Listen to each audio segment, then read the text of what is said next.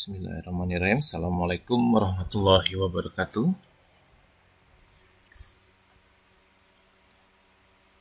Baiklah, kembali lagi dengan saya di kelas keamanan data dan informasi. Saya janji ini adalah materi kita, materi ketujuh ya, yang saya buatkan videonya karena kita tidak sempat kuliah secara sinkronus ya. Nah, materi ketujuh ini adalah merupakan dasar dari materi setelah UTS nantinya, yakni kriptografi modern ya, yang sudah berbasis digital.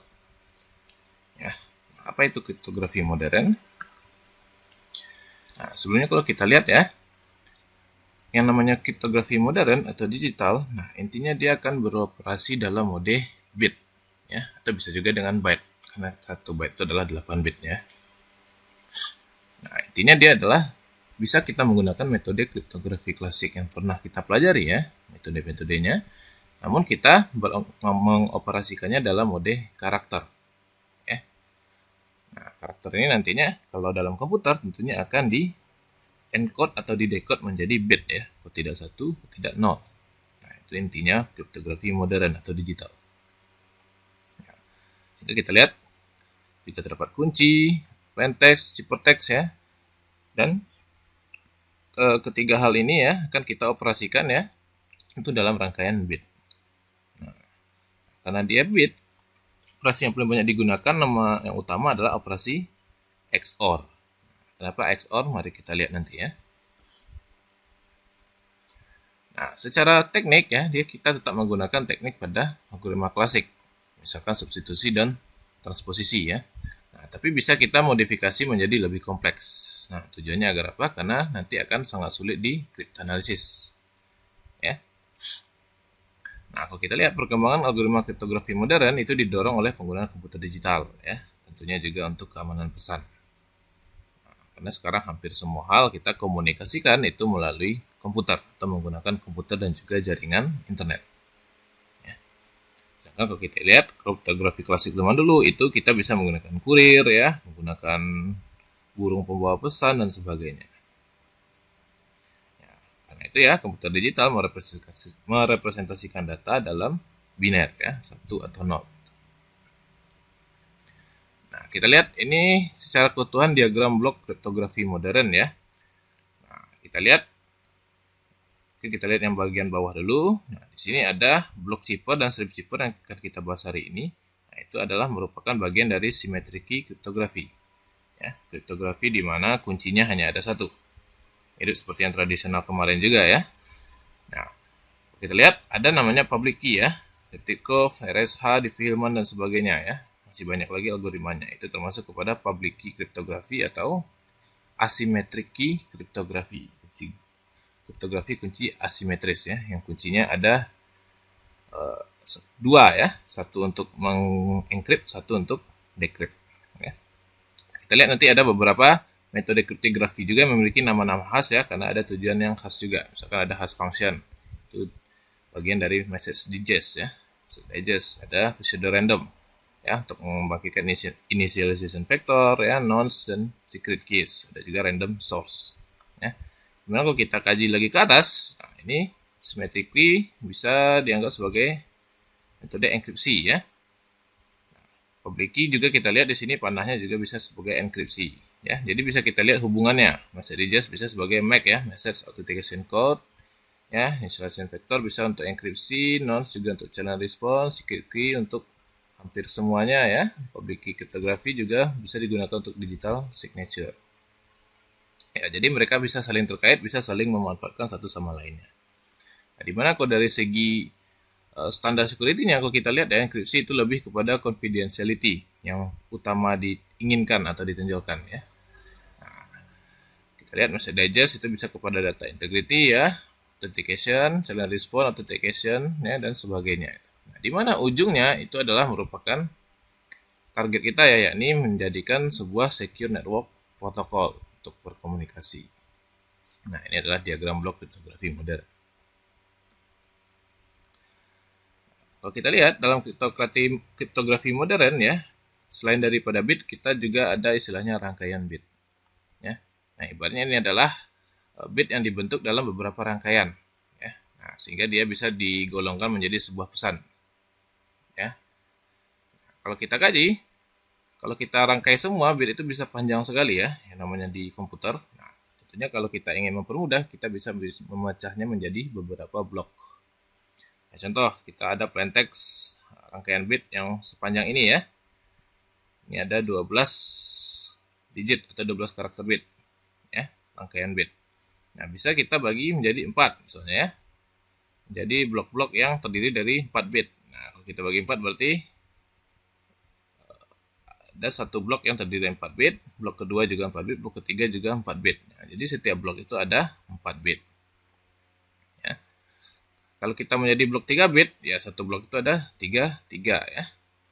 Nah, kita lihat kembali contoh yang di atas tadi ya. Kalau kita bagi satu blok ini menjadi 4 bit, ya 1001 itu juga bisa kita ubah ya. Ubah menjadi bentuk lain, misalkan dalam bentuk desimal ya. Nah, ini rekan-rekan sudah dipelajari sejatinya di kuliah yang lain ya. Mana 1001 itu desimalnya adalah 9 ya. 2/0, 2/1, 2/2, 2/3. Nanti dijumlahkan semua. Nah, ini desimalnya adalah 13 ya. 0110 desimalnya adalah 6. Ya. Jadi encodernya terserah sesuai kita ya, mau desimal, heksadesimal ya, mau ASCII dan sebagainya. Nah, ini kalau contohnya dibagi menjadi blok 3 bit ya. Berarti ada blok-blok, setiap blok itu terdiri maksimum 3 bit ya. Maksimum dan minimumnya juga 3 bit. Ya. Maka kita lihat kalau hanya terdiri dari 3 bit, maka setiap bloknya itu maksimum nilainya 8 ya, atau 0 sampai 7. Tadi kalau 4 bit berarti 0 sampai 15 atau maksimum nilainya adalah 16 ya. Nah, ada juga istilahnya padding bits. Ini istilahnya adalah bit tambahan. Kenapa perlunya? Karena barangkali dari blok yang kita onggok-onggokkan tadi, ukuran blok terakhir tidak mencukupi panjang blok. Nah, contoh yang tadi ya, tadi ada 12 bit rangkaian. Kalau kita ingin bagi 5, tentunya kita bagi 5, 5, dan 2 ya. Berarti blok ketiga itu kekurangan 3 bit. Nah, bisa kita tambahkan bit padding istilahnya. Kita tambahkan di bagian kiri ya, di sini. Kita tambahkan 000 ya. Bisa juga 111 tergantung skema kriptografinya nanti. Nah, itu istilahnya adalah padding bit. Sehingga setiap blok itu harus selalu utuh ya, jumlah dari karakter bitnya. Nah, sehingga kalau kita menggunakan padding bit, pastilah tentunya akan menambah ukuran ciphertext ya, karena kita menambahkan digit untuk bitnya. Ya, itu resikonya itu. Nah, ini misalkan tadi ya, juga kalau kita encodernya dalam bentuk hexadesimal, berarti 0, 1, sampai 9 ya. Nah, kalau 10-nya itu menjadi A ya, 11 menjadi B, C, D, E, dan 15 menjadi F. Nah, itu kalau hexadesimal yang paling umum juga digunakan dalam komputer ya. Ini biasanya kalau kita onggokkan bloknya menjadi 4 bit ya, yang 0 sampai 15 tadi. Nah, gunanya apa? Agar menghindari angka tadi berulang ya. Kita lihat kan ini setiap angkanya unik ya, 0 sampai 9. Nah, kalau 10 tentu ada angka 1 dan 0, kita tidak ingin, maka kita ganti dengan A ya. Nah, itu adalah hexadesimal. Nah, berikutnya kita lihat tadi ya, kenapa yang paling banyak digunakan adalah operasi XOR. Ya. XOR saya rasa rekan-rekan juga sudah pernah belajar ya, dimana kalau 0 XOR 0 itu hasilnya 0 ya. 0 XOR 1 hasilnya 1, 1 XOR 0 hasilnya 1, 1 XOR 1 hasilnya 0 ya. Nah, kalau kita lihat operasi XOR itu sama dengan penjumlahan modulus 2 ya. Karena kenapa modulus 2 ya? Karena kalau kita lihat biner itu hanya ada 2 pilihan ya, kalau tidak 0, kalau tidak 1 ya. Sehingga kalau biasanya kita kemarin Virginia Zipper, modulusnya adalah modulus 6 ya. Kenapa? Karena modulus 26 karena ada 26 karakter A sampai Z. Nah, jadi artinya kalau XOR itu 0 XOR 0 itu sama dengan 0 tambah 0 mod 2 ya, hasilnya adalah 0. 0 XOR 1 artinya 0 tambah 1 mod 2, hasilnya 1 ya. 1 XOR 0 adalah 1 tambah 0 mod 2, hasilnya sama dengan 1. 1 XOR 1 adalah 1 tambah 1 mod 2 ya, 2 mod 2 sama dengan 0. Nah, itu artinya XOR ya. Kita juga menggunakan hukum-hukum yang terkait dengan operasi XOR tentunya. Nah, kalau kita lihat di sini A XOR A itu sama dengan 0, A XOR B sama dengan B XOR A. Nah, itu hukum komutatif ya. Ketiga itu ada A XOR B XOR C ya. Kita bisa pindahkan tanda kurungnya. Nah, ini adalah hukum asosiatif ya. Sama seperti matematik gitu.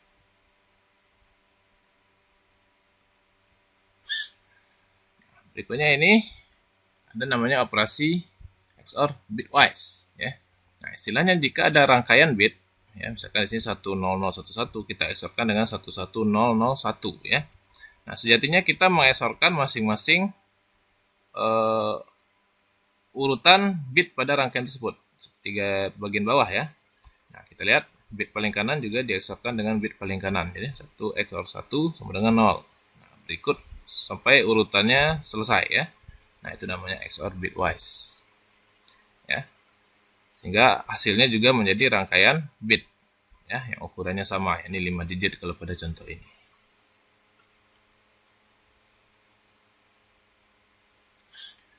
Ya. Berikutnya adalah chipper ya dengan XOR.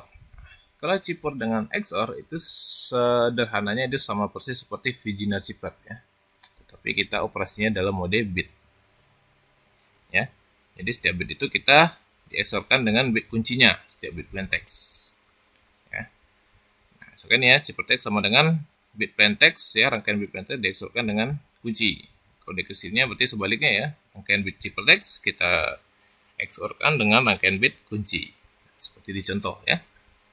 Ini rangkaian plaintextnya, ini rangkaian kuncinya, kita XOR-kan satu persatu ya. Nah, ini adalah rangkaian bit ciphertext-nya. Ya. Ya, misalkan rangkaian ini di encode jadi karakter E ya, kuncinya di encode menjadi karakter 5. Nah, si ciphertext-nya menjadi karakter P ya. Ketika dekripsi P XOR dengan 5 ya, nah itu menghasilkan plaintext yang ketika rangkaian bitnya diubah ya menjadi karakter E kembali. Nah, ini sama persis seperti Virginia chipper, tapi kita menggunakan XOR. Nah, bagaimana jika panjang kunci lebih pendek daripada panjang plaintext? Nah, mirip juga seperti Virginia chipper, berarti kita bisa mengulang-ulang hingga panjangnya sama persis ya. Misalkan ini rangkaian plaintextnya yang panjang ini. Nah, kuncinya hanya 6 digit ya, 6 bit. 110 110. Nah, bagaimana agar valid? Berarti kita ulang-ulangi hingga sama panjang dengan karakter atau rangkaian bit plaintextnya. Nah, itu ya, persis seperti Virginia chipper. Nah, ini contohnya ya. Ini adalah plaintextnya. Ada kunci, nanti ketika sudah di-encrypt, ini adalah ciphertextnya. Nah, di sini terkesan banyak kosong ya. Sebenarnya ini bukan kosong. Mungkin rekan-rekan pernah ketemu juga ini sebagai kotak kosong seperti ini ya. Nah, kotak kosong ini artinya apa? Ini artinya di komputer rekan ya, tidak ada simbol dengan urutan bit yang ditemukan. Ya, misalkan mungkin setelah di encrypt ada karakter yang rangkaian bitnya tidak memiliki simbolnya, representasi simbol. Ya. Nah, itu mungkin saja ya, misalkan seperti di ASCII itu ada batasan berapa banyak simbol yang dimiliki oleh encoder ASCII ya. Ya, misalkan saja encoder heksadesimal hanya ada 16 jenis karakter. Tentunya kalau lebih dari 16 dia tidak tahu kan mau mengencode seperti apa. Nah, itu artinya kotak kosong atau kosong-kosong pada komputer kita. Jadi sejatinya mereka ada, tapi tidak ada representasi simbolnya. Ya, tapi kalau kita baca bahasa mesinnya tetap ada rangkaian bit yang unik masing-masingnya.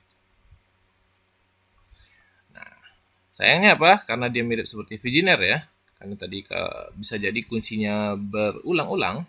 Nah, sehingga algoritma kriptografi model sederhana ini bisa dianalisis dengan metode Kaspersky, sama persis seperti Virginia chipper. Ya.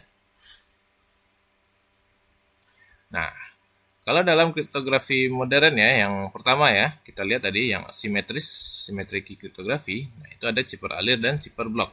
Ini yang akan kita bahas ya.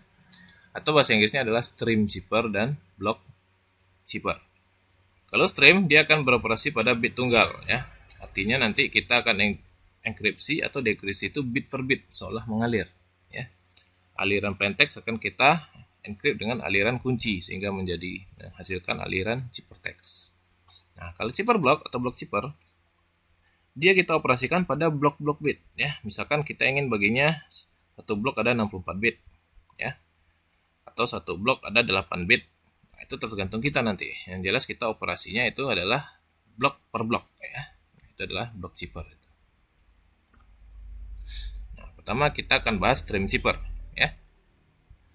Nah, seperti namanya stream chipper atau chipper alir. Jadi kita nanti akan mengenkripsikan ya, mengenkripsi plaintext atau aliran bit plaintext ya, rangkaian bit plaintext itu dengan rangkaian bit kunci ya, sehingga menjadikan rangkaian bit ciphertext. Nah, rangkaian bit kunci itu dinamakan juga dengan nama kerennya adalah keystream ya, atau nama populernya keystream ya. Nah, diperkenalkan oleh Venom chipper ya, melalui algoritmanya Venom chipper. Nah, sebenarnya ini adalah modifikasi dari Vigenère chipper ya. Nah, Venom chipper juga diadopsi dari one time pad ya. Nah, di mana nanti karakternya juga menyerupai one time pads atau seharusnya unbreakable. Nah, ini contoh diagram chipper alir ya, chipper alir Venom tadi. Nah, sama ya, ada plaintext ya, ada key, ada metode enkripsinya, dan dapat menghasilkan ciphertext-nya. Itu dia dekripsinya ya. Ciphertext dioperasikan dengan metode dekripsi dengan keystream ya, menghasilkan plaintext. Nah, bedanya kalau kriptografi sebelumnya itu hanya menggunakan key saja yang bisa kita sepakati ya antara pengirim dan penerima, atau kita pilih saja ya dari buku dan sebagainya. Nah, kalau keystream ini perlu kita generate. Makanya ada namanya keystream generator. Ya. Inilah yang menjadi pembeda antara algoritma stream chipper A, B, C dan sebagainya ya, antara sesama algoritma stream chipper. Bagaimana metode keystream generator ya, selain daripada metode enkripsinya ada juga metode generatornya untuk kunci. Nah, itu bedanya ya. Nah, dan disebutkan tadi ya, bit-bit kunci atau rangkaian bit kunci disebut keystream. Nah, nanti keystream dibangkitkan oleh keystream generator ya. Lalu nanti baru kita operasikan dengan plaintext. Nah, operasinya mirip seperti Vigenère tadi ya, di mana plaintext dieksorkan dengan key ya, keystream. Itu juga sebaliknya, dekripsinya berarti ciphertext dieksorkan dengan keystream juga, keystream yang sama. Contohnya ya, kita lihat. Nah, ini sama persis ya seperti yang sebelumnya. Rangkaian bit plaintext-nya akan dieksorkan dengan rangkaian bit keystream-nya sehingga menghasilkan rangkaian bit ciphertext. Itu juga dekripsi ya, ciphertext dieksorkan dengan keystream menghasilkan rangkaian bit plaintext. Nah, sehingga di sini kita lihat keamanan chipper alir ya atau stream chipper itu seluruhnya bergantung pada keystream generator. Ya, bagaimana kita menghasilkan bit-bit kuncinya. Contoh ya, di sini ada 3 kasus itu. Nah, pertama, bagaimana jika keystream yang kita generate ya, itu rangkaiannya adalah bitnya 0 semua. Ya. Nah, apa yang terjadi? Kalau kita lihat ya, kalau plaintext ya, rangkaian bit plaintext dieksorkan dengan 0 semua, sama saja dengan plaintext itu sendiri. Ya. Sehingga proses enkripsi itu menjadi tidak berarti. Nah, ini yang tidak kita inginkan ya, kalau kita mengenerate keystreamnya 0 semua. Nah, kasus 2. Jika kita mengeluarkan keystream yang berulang. Ya. Misalkan seperti tadi 110 110 diulang lagi ya 110 110 hingga sampai panjang plaintext-nya. Nah, kalau di sini dapat diartikan bahwa ini sama seperti kasus Vigenère chipper ya, di mana dia kuncinya berulang, suatu saat ciphertext-nya akan memiliki pola perulangan sehingga bisa dianalisis dengan metode Kaspersky. Nah, kasus yang ketiga, bagaimana jika keystream-nya benar-benar acak atau truly random ya? Nah, maka ini akan memiliki sifat one time pad dengan tingkat keamanan yang sempurna ya. Nah, kita lihat di sini rangkaian bit keystream-nya itu benar-benar tidak ada perulangan. Ya. Ini yang paling bagus sehingga bisa dikatakan sebagai unbreakable chipper. Nah, jadi target chipper alir ya, atau keystream generator adalah bagaimana kita memperoleh kasus ketiga ini. Keystream-nya benar-benar random. Itu ya, jadi kesimpulannya tingkat keamanan stream chipper terletak antara chipper XOR-nya dengan one time pad ya. Nah, itulah posisi keystream generator itu tadi. semakin acak ya, atau benar-benar acak, itu akan semakin bagus. Nah, maka itulah PR kita yang pertama ya, adalah bagaimana kita mengenerate keystreamnya. Ya. Nah, inilah yang menjadi ciri khas pembeda antara stream zipper A dengan stream zipper B dengan stream zipper C dan sebagainya. Ya, bagaimana kita mengenerate keystreamnya. Nah, mungkin kita akan memperlihatkan beberapa contoh ya. Nah, untuk mengenerate keystream biasanya kita ada nilai yang namanya U ya. U ini nama lainnya adalah IV atau initialization factor. Nilai awal yang digunakan sebagai dasar kita untuk mengenerate keystream secara continuous. Ya. Nah, di sini pada diagram U itu terletak sebelum keystream generator ya. Trigger atau nilai awal untuk mengenerate keystream berikutnya. Nah, selebihnya sama ya secara diagram. Contoh ya, misalkan ada metode sederhana ya. Ada U-nya 1111 ya. U ini terserah kita mau ngasihnya apa saja, tapi biasanya gitu kecuali 0000 ya. Karena kalau 0000 itu tidak ada artinya seperti yang tadi dibahas ya. Jadi terserah selain 0000 ya. Nah, misalkan metode sederhana kita ya, ini kita bikin-bikin saja ya. Kita step generatornya, keystreamnya itu kita mengesorkan bit pertama dengan bit keempat ya. Lalu begitu seterusnya. Ya. Misalkan kita lihat contoh di bawah. Tadi U-nya adalah 1111 ya. Nah, bagaimana kita menggenerate keystream ya. Jadi bit pertama ya, 1 ini kita XOR-kan dengan bit keempat ya. Nah, 1 XOR 1 hasilnya adalah 0. Nah, ini masuk menjadi rangkaian keystream yang baru sehingga sekarang menjadi 5 digit. Berikutnya ya, bit berikutnya ya, satu yang ini kita XOR-kan dengan bit keempat setelahnya ya. Jadi dengan 0 ya. Nah, kalau 1 XOR 0 ya, hasilnya adalah 1. Maka kita masukkan ke dalam urutan berikutnya. Begitu seterusnya ya. Jadi 1 ini kita XOR-kan dengan 1 ini hasilnya 0. Berikutnya 1 ini dengan urutan keempatnya, berarti 1 XOR 1 hasilnya 1. Nah, begitu seterusnya sampai kita mendapatkan rangkaian keystream sepanjang plain text-nya. Ya. Nah, tapi kalau kita lihat panjangnya U ini akan bisa menjadi ada batasan ya. Kita lihat. Nanti kalau rekan-rekan terus coba, dia akan berulang polanya ya. Pola 111101 ini adalah ketika urutan ke-16 dan seterusnya.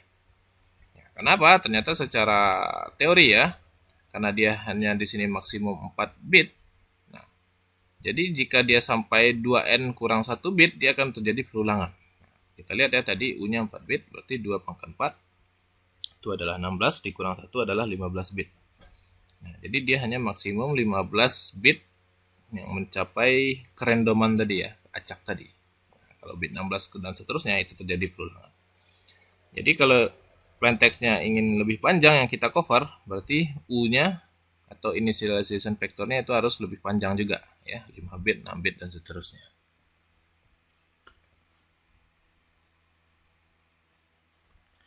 Nah, ini juga ada contoh metode yang paling umum juga ya dalam stream zipper, ada namanya FSR atau feedback shift register ya. Nah, ini adalah metode untuk keystream generator ya. Dimana kalau kita lihat diagramnya ya, ini terdiri dari 2 bagian ya, nih register geser dan fungsi umpan balik ya. Jadi kalau kita lihat di sini ada bit yang menjadi umpan balik untuk menjadi nilai bit terbaru ya. Nah, dimana nanti setelah dia masuk menjadi nilai bit paling baru, rangkaian bit lainnya akan digeser satu shift ke kanan ya, sehingga bit yang paling kanan itu akan terlempar keluar. Nah, inilah nanti yang akan menjadi key kita ya. Nah, itu maksudnya feedback shift register. Jadi ada shift register dalam prosesnya. Nah, contoh dari FSR yang paling populer adalah LFSR atau Linear Feedback Shift Register ya. Nah, di sini mirip seperti tadi ya, ada umpan balik di mana umpan baliknya adalah rangkaian dari keystream itu sendiri ya. Nah, makanya kita lihat misalkan di sini ada dioperasikan antara bit tertentu dengan urutan bit lainnya pada IU ya, atau initialization vector, di mana hasil XOR-nya nanti akan menjadi rangkaian bit baru ya. Lalu dilakukan shift register misalkan ke kanan ya. Nah, bit yang paling kanan menjadi bit keluaran atau output ya. Bit luaran ini yang nantinya akan menjadi rangkaian kunci atau key stream. Nah, itu adalah LFSR. Nah, ini contohnya ya. Contohnya LFSR 4 bit ya. Nah, kalau LFSR 4 bit yang dieksorkan adalah bit urutan keempat dan bit urutan pertama. Nah, pertama di sini tentunya kita kajiannya dari kanan ya, kita dalam teori biner itu. Atau least significant bit. Ya. Dieksorkan, dia akan menjadi inputan baru atau bit keempat terbaru ya, yang lainnya bergeser ke kanan ya, satu shift. Nah, bit pada paling kanan tadi itu akan menjadi bit keluaran. Nah, itu adalah LFSR 4 bit. Mari kita lihat contohnya ya. Nah, jadi ingat ya, stream chipper tugas pertama kita adalah mengenerate keystream ya. Nah, misalkan keystream tadi kita inisialisasikan dengan 1111. Nah, ini adalah nilai U ya. Nah, ini akan menjadi trigger untuk menjadikan rangkaian kunci. Nah, caranya bagaimana? Ya, berarti kita start dengan rangkaian 1111 ya. Nah, start itu maksudnya di step ke 0, step awal. Ya, jadi ini hanya menandakan urutan step ya. Yang ini hanya menandakan urutan step, tidak ada hubungannya nanti dengan urutan kunci kita. Nah, step awal ya, kita menggunakan nilai U 1111. Kalau LFSR berarti yang kita XOR-kan adalah bit pertama dengan bit keempat. Ya. 1 XOR 1 hasilnya adalah 0 ya. Nah, 0 itu akan menjadi bit 4 terbaru. Ya. Nah, yang lainnya akan geser. Ya. Satu yang awalnya di sini akan menjadi posisinya menjadi posisi ketiga, satu yang awalnya di 3 menjadi posisi kedua, satu yang awalnya di posisi kedua menjadi di posisi ke-1. Nah, satu yang di posisi ke-1 akan menjadi output. Ya. Jadi ini itu akan menjadi output. Nah, ini adalah rangkaian keystream kita yang pertama. Nah, step berikutnya ya, kita lanjutkan hal yang sama karena kita tahu dia U-nya 4, berarti kita akan bisa mendapatkan 15 keystream yang unik ya, yang random. Nah, stepnya sama ya, berarti bit pertama kita XOR-kan dengan bit ke-4. Ya. 1 XOR 0 hasilnya adalah 1 ya. Lalu kita lakukan shift register. Posisinya pindah, 0 pindah, 1 pindah, 1 juga pindah, 1 yang paling kanan menjadi output ya. Nah, begitu seterusnya. Step yang ketiga berarti 1 XOR dengan 1 ya. Hasilnya adalah 0. Lakukan shift register ya. Ini pindah posisi, pindah posisi, pindah posisi, dan posisi yang terakhir ya, itu jadikan output ya. Ini juga lanjutkan, berarti 1 XOR 0, hasilnya adalah 1. Ya. Yang lain kita lakukan shift register ya. Posisi terakhir kita jadikan output. Berikutnya juga bit pertama ya 0 kita XOR-kan dengan 1. Bit keempat hasilnya adalah 1. Nah, yang lain kita lakukan shift register dan urutan terakhir kita jadikan output. Begitu seterusnya sehingga kita dapatkan rangkaian keystream yang sesuai atau sama panjang dengan plain text, karena itu yang kita inginkan ya. Sehingga kalau kita urutkan, nah ini adalah keystreamnya ya. Nah, ini baru keystream ya, ini belum merupakan ciphertext ya. Kalau kita ingin mencari ciphertextnya ya keystream inilah yang akan kita XOR-kan dengan plain text ya. Ini adalah keystream. Ya. Jadi kalau kita ingin ciphertext ya, itu akan kita XOR-kan di sini dengan plain text itu. Ya.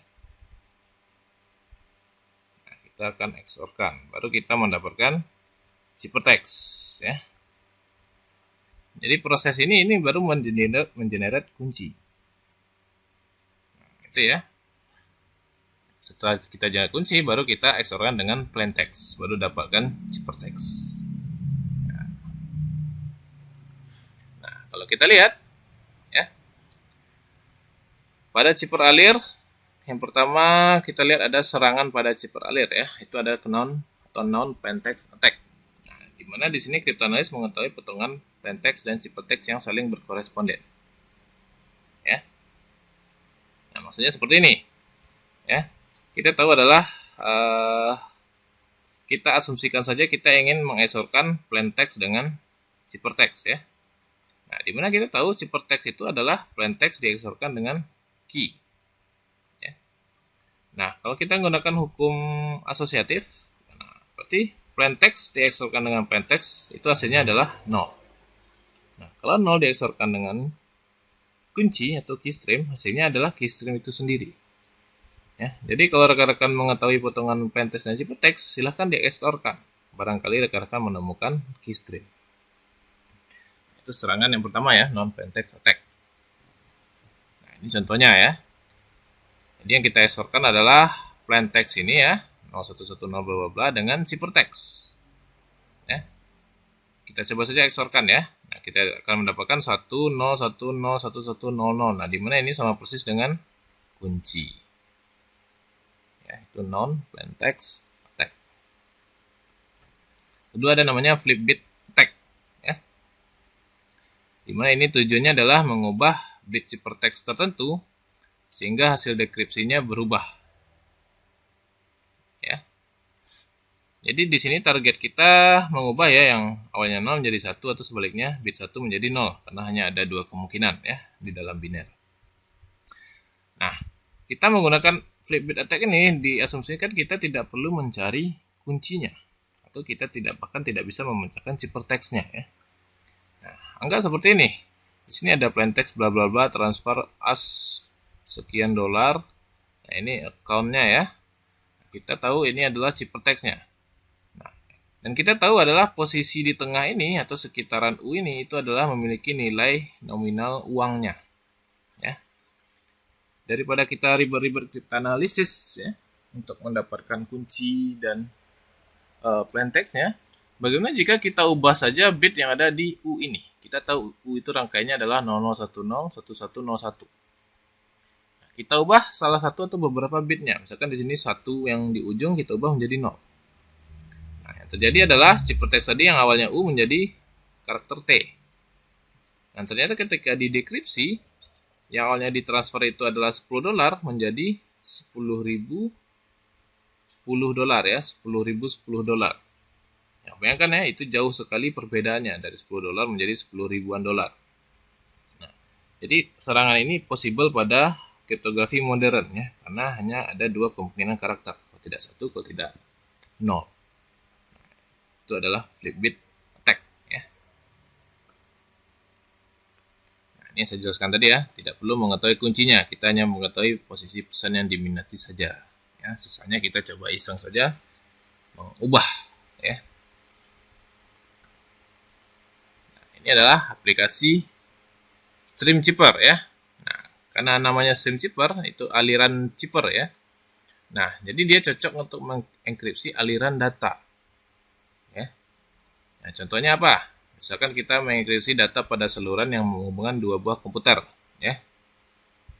Misalkan dalam jaringan, ya, VoIP dan sebagainya. Makanya dia cocok. Nomor 2 juga mengenkripsi suara ya pada jaringan telepon mobile GSM. Nah, karena kita tahu kalau dalam voice ya atau VoIP, nah, suara itu sampai satu persatu ya urutan bitnya dalam jaringan. Bisa kita enkripsi menggunakan stream chipper itu.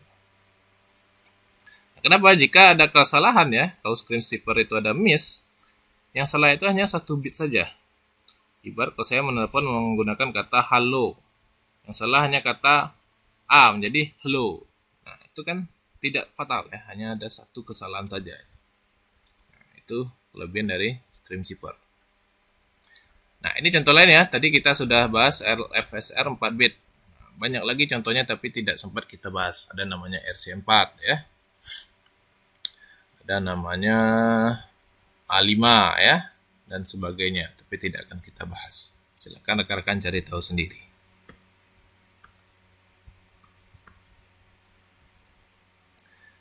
Berikutnya kita masuk kepada blok zipper.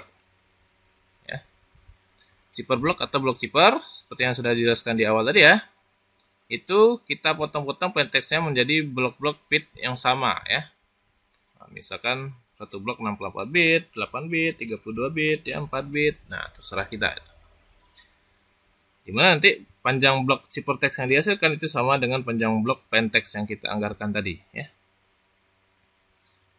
Nah, simpelnya seperti itu ya. Kalau stream zipper tadi kita encrypt satu persatu sesuai dengan aliran keystream. Kalau blok ya, blok ciphertext kita encrypt dengan blok key ya, itu bedanya. Ini contoh representasi simbolnya ya. Jadi ada blok plaintext, ada blok ciphertext. Nah, ini contoh diagramnya ya. Nanti plaintext akan ada blok-blok, misalkan P1, blok 1, P2, blok 2 dan seterusnya. Nah, juga ada kunci ya. Lalu ada metode enkripsinya dan dihasilkan blok ciphertext juga. Jadi blok ciphertext 1, blok ciphertext 2 dan seterusnya. Begitu juga dekripsi ya, sebaliknya. Nah, kalau secara dasar modenya ya, atau metode operasi zipper blocknya itu ada 5 ya. Ada namanya ECB, CBC, CFB, OFB, dan sebagainya. Mari kita coba bahas, mungkin tidak semua ya. Yang pertama ada namanya Electronic Codebook atau ECB. Ya. Di sini maksudnya setiap blok plaintext P ya, akan dienkripsi secara individual dan independen dari blok lainnya, sehingga menghasilkan ciphertext. Ya. Jadi ya berarti prosesnya itu tidak akan ada hubungannya antara blok 1 dengan blok 2 dengan blok 3 dan seterusnya. Ya. Nah, mari kita lihat diagramnya. Ini ya, jadi dia secara independen. Kalau blok 1, ya dia dengan key ya, dioperasikan sehingga menghasilkan ciphertext 1. Kalau blok 2 ya sama juga ya, blok plaintext 2 dengan kunci yang sama dengan ciphertext 2. Jadi dia independen, bebas. Mau yang dioperasikan blok 1 dulu silakan, atau langsung blok 3 dulu, atau hanya blok 4 saja, itu bebas ya. Dia tidak ada ketergantungan satu sama lainnya. Nah, contohnya seperti ini ya, ada plaintext yang panjang. Kita ingin satu bloknya ada 4 bit, ya, jadi kita onggokkan 4 bit ya. Nah, kalau 4 bit kita bisa merepresentasikan dalam bentuk heksadesimal misalnya. Ya, ini adalah A, 2, 3, A, dan 9 ya. Nah, kunci juga 4 bit. Ya. Seperti tadi ya, kunci seharusnya sama dengan panjang plaintext karena satu onggoknya 4 bit, kuncinya juga 4 bit. Kalau kurang ya kita tambahkan padding ya. Sisanya sama ya, kita meng-XOR-kan ya. Cuman biasanya agar tidak sama dengan Viginer ya. Kalau stream zipper tadi kita ada keystream generator. Nah, kalau block zipper kan tidak ada ya. Nah, tapi kita di sini ada metode wrapping istilahnya. Jadi ada satu proses lagi sebelum kita menghasilkan ciphertext yang diinginkan. Nah, setelah wrapping ya. Wrapping ini adalah geser posisi. Ya, mirip dengan shift register tadi, cuman ada sedikit bedanya ya. Nah, jadi simbolnya seperti ini ya. Metode enkripsi terhadap plaintext itu adalah plaintext di XOR dengan kunci, lalu kita wrapping 1 bit. Nah, contohnya seperti ini. Yang blok tadi ya, yang sudah plaintext yang kita sudah onggok-onggokkan ya, masing-masingnya kita XOR-kan dengan kunci yang sama ya, 1011. Ya, sehingga kita mendapatkan hasil XOR-nya. Nah, hasil XOR ini bukan ciphertext ya, belum selesai. Nah, setelah kita dapatkan hasil XOR-nya, kita lakukan wrapping 1 bit ke kiri. Ya. Kalau wrapping itu istilahnya kita shift register ke kiri ya. Yang awalnya satunya pada bit paling kanan menjadi bit kedua ya. Nah, bit paling ujung dia pindah ke bit paling awal. Nah, makanya di sini nolnya jadi pindah ke sini ya. Nah, contoh yang enak di blok kedua ini. 1 ini akan pindah ke sini, 0 akan pindah ke sini, 0 ini akan pindah ke depannya, 1 ini akan pindah ke belakangnya. Sehingga setelah di wrapping 1011 akan menghasilkan 0011. Begitu setiap blok hasil XOR. Nah, Sehingga ciphertextnya apa? Ciphertextnya adalah ini ya. Setelah hasil XOR kita lakukan wrapping. Ya. Jadi bukan hasil XOR-nya yang kita jadikan ciphertext, tapi harus ada proses lain namanya wrapping. Itu biasanya pada blok cipher. Kalau kita susun rangkaiannya ya seperti ini ya. 0011, 0, 0011 dan seterusnya. Nah, itu ya contoh sederhananya ECB itu ya. Nah, tapi pada metode ECB dapat kita lihat ya, dia akan terjadi perulangan ya jika kita mengencrypt pola ya blok yang memiliki rangkaian bit yang sama ya. Misalkan kita di sini ada 1010. Di blok yang tertentu juga ada 1010. Kita tahu kuncinya sama ya. Ketika di XOR kan dan juga kita wrapping itu juga akan menghasilkan ciphertext yang sama juga. Nah, ini artinya apa? Artinya kita bisa membuat yang namanya codebook ya. Codebook adalah list yang memetakan hubungan antara plaintext dan ciphertext. Nah, karena dia pasti sama ya. Karena kuncinya sama. Sehingga kalau rekan-rekan sudah mengenerate codebook ya secara programming, secara algoritma program ya, kita akan lebih cepat mengenerate ya processing time-nya daripada kita menggunakan proses yang panjang seperti ini. Nah, ini akan lebih lama ya. Anggap ini 10 detik untuk mengenerate ciphertext, tapi kalau menggunakan codebook kita hanya perlu 2 detik. Ya, karena kita akan hanya mencari blok plaintext mana, pasangan ciphertext-nya apa. Ya, itu namanya codebook. Itu positifnya dalam ECB. Ya, jumlah datanya ya tergantung itunya tadi ya. Kalau tadi satu blok 4 bit berarti ada maksimumnya ya, itu adalah 2 pangkat n. Kalau ingin lebih banyak berarti bloknya kita perbesar ya.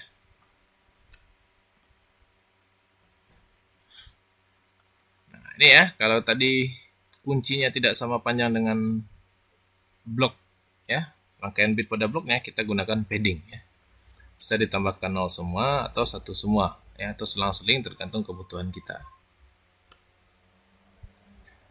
Lebihnya tadi ya, dia tadi memiliki codebook ya, jadi sehingga lebih cepat. Nah, yang utama juga dia secara independen, maka jika kita terjadi kesalahan, itu yang error hanya blok itu saja ya, yang salah.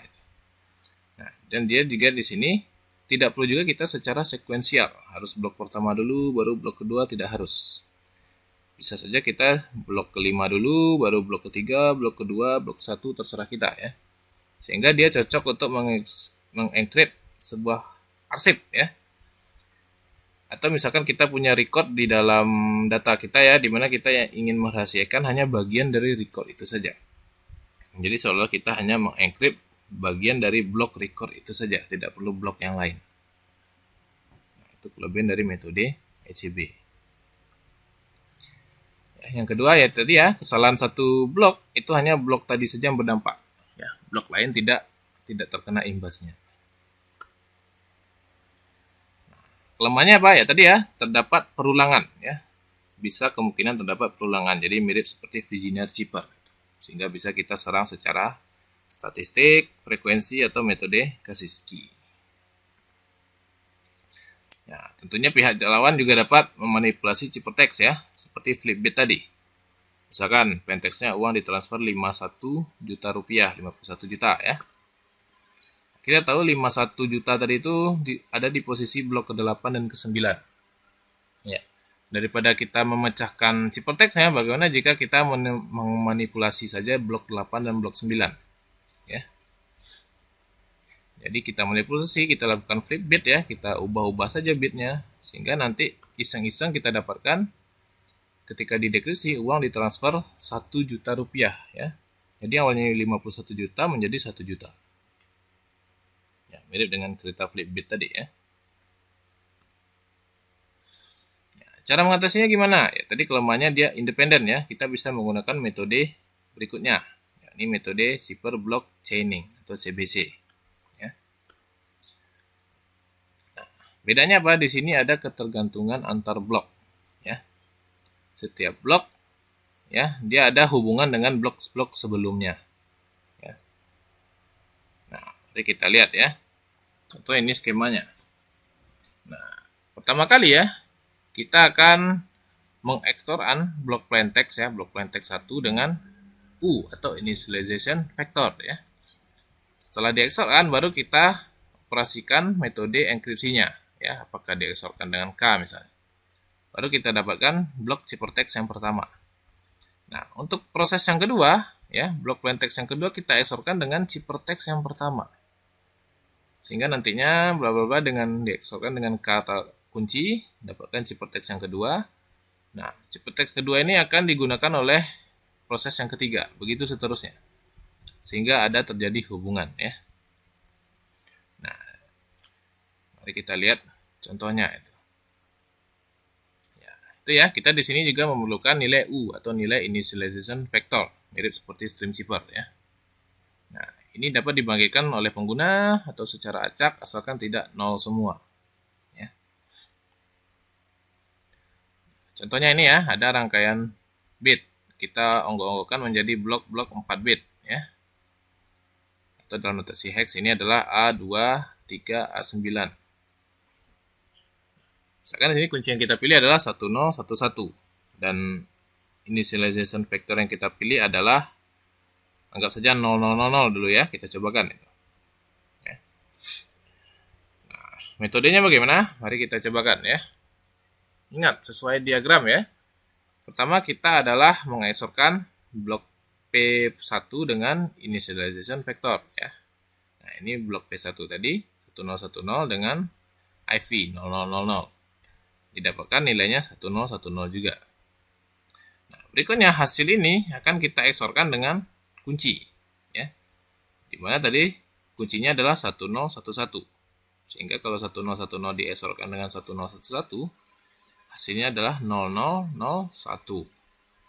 Nah, ingat ya, kalau pada blok cipher kita harus melakukan wrapping ya. Nah, 0001 kalau wrapping ke kiri akan menjadi 0010 ya. Sehingga ciphertext 1 adalah kita dapatkan 0010. Nah, untuk proses yang kedua, iterasi yang kedua ya. Nah, berarti kita mengeksorkan P yang kedua ya, blok yang kedua dengan ciphertext sebelumnya. Ya, berarti C1. Berarti 0010 adalah P2, 0010 juga didapatkan dari C1 ya, proses sebelumnya. Nah, kita dapatkan hasilnya. Hasil ini kita eksorkan dengan kunci ya, 0000 dieksorkan dengan 1011. Didapatkan 1011. Setelah itu kita wrapping ke kiri sehingga didapatkan 0111. Nah, ini akan menjadi ciphertext kedua. Begitu seterusnya sampai selesai. Ya. Sehingga kalau kita bandingkan ya, nah, plaintext yang sama ya ini, kalau dalam heksadesimal A2, 3, A9 tadi, kalau dalam metode sebelumnya ECB didapatkan ciphertextnya adalah dalam heksadesimal itu 23124. Sedangkan metode CBC 27 FBF. Nah, beda ya. Nah, tapi kita lihat di sini kalau dalam ECB tadi kemungkinan ada perulangan ya. Di sini A ciphertextnya juga A, di sini plaintextnya A juga, ciphertextnya 2 ya. Jadi ada perulangan di sini. A selalu menjadi 2. Tapi kalau pada metode CBC, A yang pertama itu ciphertextnya 2, A yang berikutnya ciphertextnya adalah B. Nah, sehingga dia tidak terdapat pola di sana atau perulangan. Nah, itu positifnya dari metode CBC. Ya. Yang saya jelaskan ya, tidak terdapat perulangan atau tidak selalu menghasilkan blok ciphertext yang sama dengan plaintextnya. Ya. Nah, tapi kelemahannya apa? Jadi jika ada satu proses yang salah ya, misalkan di sini proses awal terdapat error ya, salah kita mengeksorkan. Sehingga ciphertext berikut-berikutnya itu akan salah semua karena dia ada selalu hubungan ya. Akan salah semua. Jadi satu saja kesalahan, yang lainnya juga salah. Beda dengan EBC tadi ya. ECB tadi, kalau satu salah ya dia blok dia saja yang salah. Kalau ini satu salah, semua blok juga salah ya. Nah, tapi kebalikan dengan dekripsi. Kalau dekripsi kita lihat misalkan yang salah blok pertama ya. Yang salah itu hanya blok pertama dan blok kedua, karena hubungan antara mereka hanya ada di dua blok yang berdekatan saja. Blok ketiga dia tidak akan salah ya. Itu kalau pada dekripsi. Jadi seolah-olah metode CBC mengatasi kelemahan ACB, tapi dia juga memiliki kelemahan sendiri. Ya. Nah, ada lagi metode CFB ya. Nah, metode ini dia juga mengatasi kelemahan pada metode CBC yang sebelumnya. Ya. Nah, ini biasanya dia dienkripsi dalam unit yang lebih kecil. Nah, bisa 1 bit, 2 bit, 4 bit, 8 bit, dan sebagainya. Ya. Kita lihat dulu secara diagram ya, karena kita tidak akan mengkaji secara detail ya, waktu kita tidak cukup. Nah, seperti ini ya, dia ada nanti metodenya shift register dulu ya ke kiri, lalu dia akan dioperasikan dengan kunci ya, lalu hasilnya tadi ya, hasilnya tadi bisa kita manfaatkan. Manfaatnya untuk apa? Bisa kita gunakan untuk diesorkan dengan plaintext sehingga menjadikan ciphertext. Nanti ciphertext tadi bisa kita masukkan ke LSB dari proses pertama ya. Begitu seterusnya ya, jadi nanti akan menjadi rangkaian yang unik lagi ya. Nah, ini dalam representasi simbol rumus ya. Nah, jadi kita tidak akan terlalu bahas, tapi intinya nanti dia akan memiliki kelebihan sendiri dan memiliki kekurangan sendiri juga ya. Ini kalau secara diagram fullnya ya, ada initialization vector. Nah, tapi dia dioperasikan dulu ya dengan metode enkripsinya. Baru setelah dioperasikan ya, misalkan dieksorkan dengan kunci ya, nilai IV dieksorkan dengan kunci, hasilnya baru dieksorkan dengan plaintext blok pertama. Ya, baru didapatkan ciphertext yang pertama. Baru nanti ciphertext yang pertama ini menjadi nilai initialization vector untuk dieksorkan dengan kunci untuk proses kedua. Nah, begitu seterusnya. Ya. Nanti hasilnya juga akan berbeda dibandingkan dengan metode-metode sebelumnya. Ya. Ada juga OFB. Ya. Kalau tadi kita lihat yang menjadi perubah pada shift register adalah nilai C1 ya. Kalau di sini pada most significant bit pada hasil dari XOR dengan key ya. Nah, jadi berbeda pola ya, berbeda metode, sehingga nanti akan didapatkan ciphertext yang berbeda juga. Nah, ini secara diagram ya, kita tidak akan terlalu bahas ya, hanya beberapa saja. Ada juga namanya counter mode ya, dimana counter ini dia tidak melakukan chaining seperti yang sebelumnya ya, tapi dia menggunakan nilai counter. Biasanya nilai counter itu akan berbeda-beda ya. Satu blok ada nilai counter 1, blok kedua ya, proses kedua ada nilai counter 2 dan seterusnya. Di mana nanti pada proses dekripsi nilai counter tadi akan dipakai kembali. Ya. Tapi tetap nanti akan memiliki keunggulan dan kelemahan masing-masing. Jadi tidak ada yang sempurna ya. Nah, yang terakhir ya, kita akan mengkaji sedikit yang sudah kita jelaskan tadi. Jadi secara keseluruhan, blok chipper itu bisa kita golongkan ya, dari apa yang kita inginkan. Ya. Kalau kita misalkan yang pertama menanamkan prinsip confusion dan diffusion ya. Nah, itu apa?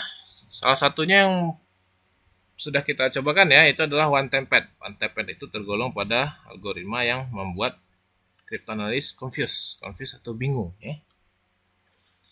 Ya, contohnya algoritma apa? Algoritma DES ya.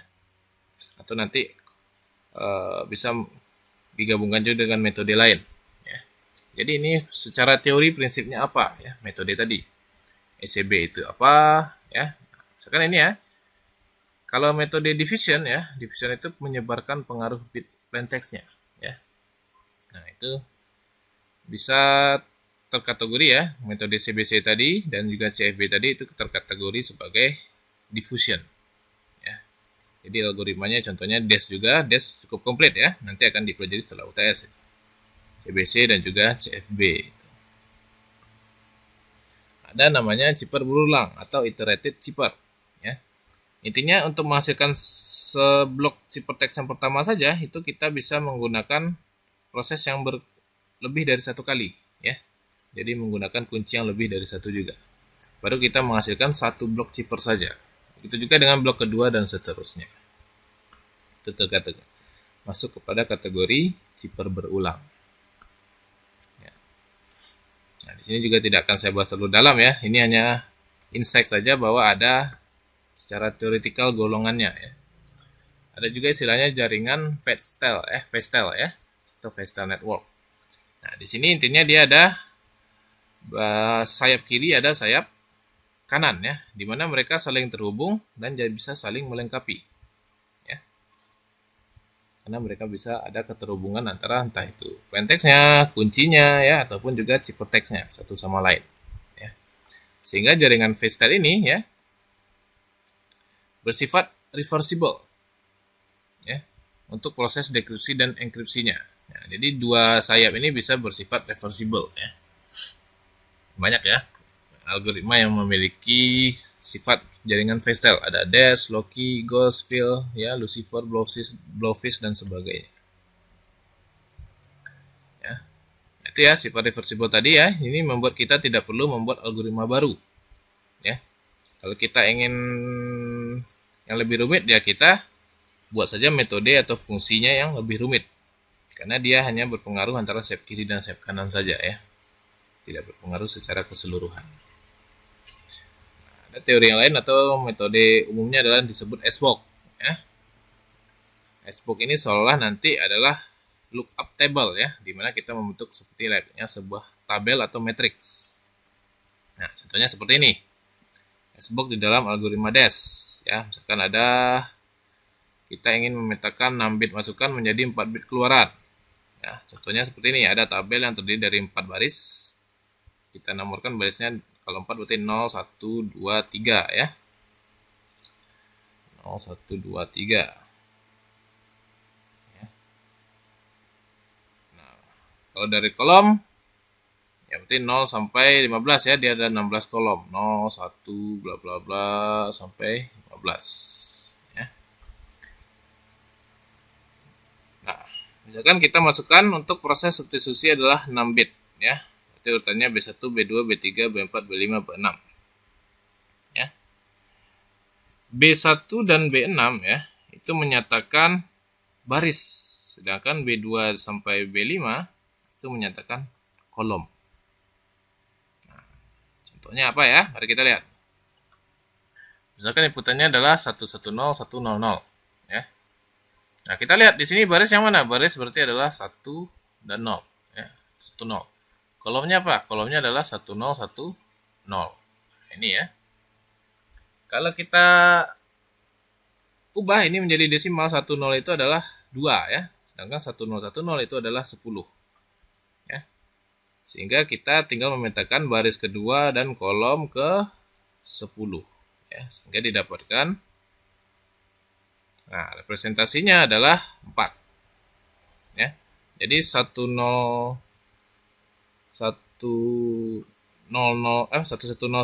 tadi itu bisa kita ganti menjadi 4 ya. 4 itu secara biner adalah 0100. Nah, jadi ciphertextnya adalah 0100. Nah, itu adalah SBOX ya. Ini contohnya pada Dash. Nah, pada AES lebih ribet lagi ya. Nah, ini contohnya itu. Tapi dia sama-sama SBOX. Itu saja mungkin materi kita pada materi yang terakhir sebelum UTS ini ya, materi ke-7 yakni kriptografi modern ya. Semoga yang saya sampaikan dapat dimengerti karena ini akan menjadi cikal bakal untuk materi setelah UTS nantinya ya. Walaupun tidak semua yang bisa kita bahas, tapi dasar-dasarnya sudah kita pelajari.